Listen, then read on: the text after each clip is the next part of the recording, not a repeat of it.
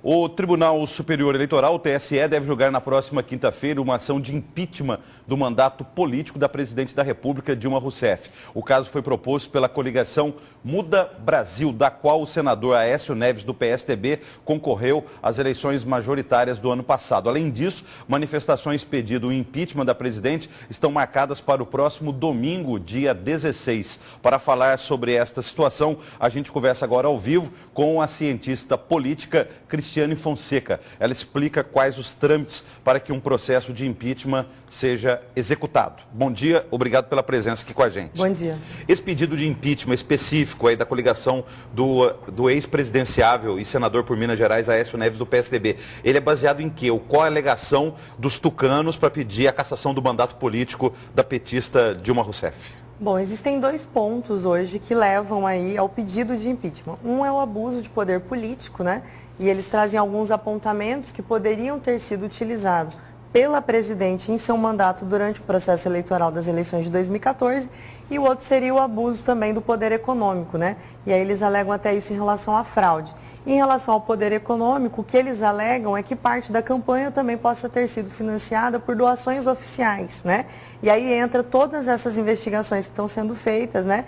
E aí volta a questão da Petrobras, Lava Jato, dentre outras coisas. Então, esses são pontos que estão sendo levados em consideração agora com relação ao pedido de impeachment. Abuso do poder político seria, como a gente ouviu no passado, logo que foi implantada a reeleição no Brasil, do uso da máquina administrativa de quem estava no poder favoravelmente a um candidato daquele grupo político ou da própria pessoa que está disputando a reeleição? Exatamente. E o que foi bastante alegado também, né, inicialmente pelas provas do que se coloca para a abordagem do impeachment, foi também o uso dos veículos de comunicação, né, de forma exagerada ou de forma indevida para os processos também que se remeteram à campanha eleitoral. Principalmente na parte da comunicação, que foi batido muito no que se refere, no caso, a presidente, ela ter se utilizado, né, dos meios de comunicação para promover aí a sua campanha para as eleições de 2014. Esse pedido de impeachment específico do PSDB, ele é em relação à presidente da República, Dilma Rousseff,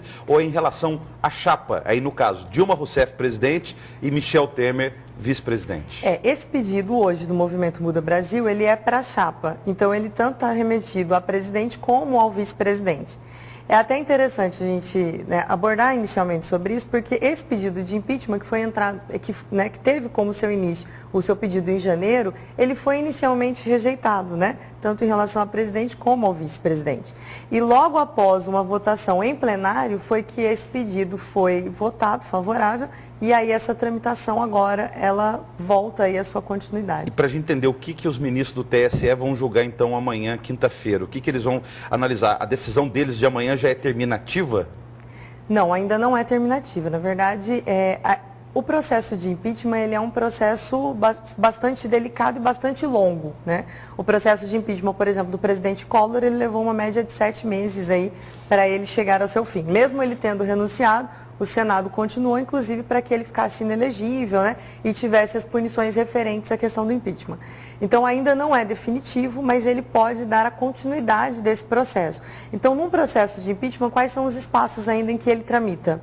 Né? Nós temos a tramitação, que ela parte inicialmente do Congresso Nacional. Então, hoje, qualquer pessoa ela pode solicitar um pedido de impeachment. Explicando melhor, o que a Justiça Eleitoral vai decidir amanhã é se aquilo que o PSDB está dizendo tem cabimento e merece uma investigação por parte do Congresso, é isso? Exatamente, isso. Considerar as provas, vamos dizer assim. Considerar as provas, porque no pedido de impeachment você dá início às provas, você não pode entrar com o pedido de impeachment sem que se tenham provas. Explicando melhor isso, quer dizer, não é a própria Justiça Eleitoral que vai fazer o processo do impeachment, ela só vai dizer se aquelas provas contra Dilma Rousseff e Michel ou não. Exatamente. Se tiver, aí quem vai cuidar do processo de impeachment é o Legislativo, é o Congresso Nacional. Inicia, né? O Congresso Nacional ele vai dar início a esse processo, mas ele ainda passa pelo Senado, sendo presidido aí pelo presidente do STF, para dar os encaminhamentos para o processo final do impeachment, né? O último momento do impeachment, ele termina com uma votação nominal no Senado. Isso dando direito à ampla defesa, ao presidente, ao vice? Com direito à ampla defesa, né? No momento de impeachment, tanto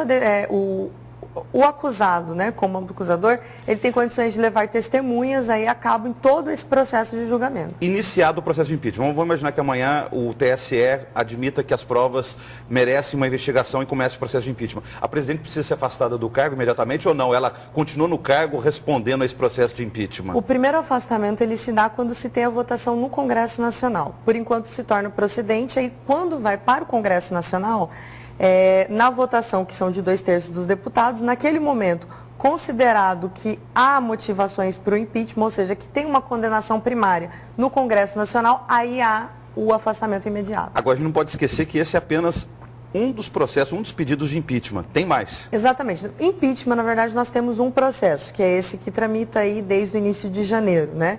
Agora, o que se tem também dessa mesma coligação são 3 pedidos de cassação também do mandato da presidente Dilma, né? Junto à Justiça Eleitoral. Junto à Justiça Eleitoral. Fora os pedidos de impeachment, por isso que eu perguntei, que chegam na Câmara Federal. Exatamente. Agora, muitos eles foram se tornando improcedentes, né?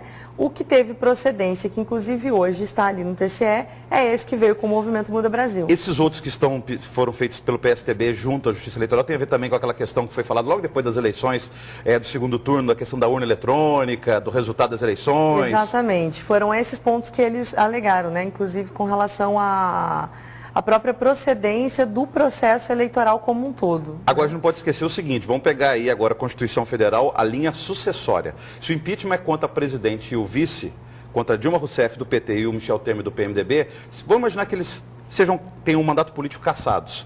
Quem assume a presidência do Brasil?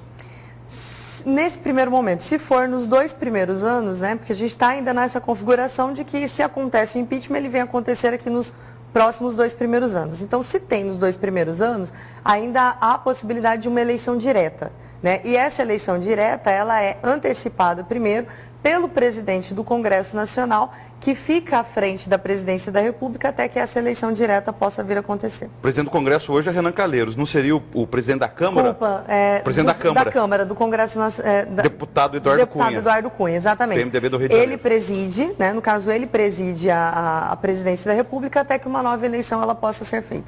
Se esse processo ele acontece nos 2 posteriores anos, ou seja, os 2 últimos anos de um mandato, aí nós temos uma eleição indireta, aonde votam somente os deputados nacionais. Muito obrigado pela presença ao vivo, até uma próxima oportunidade. Ok, obrigada.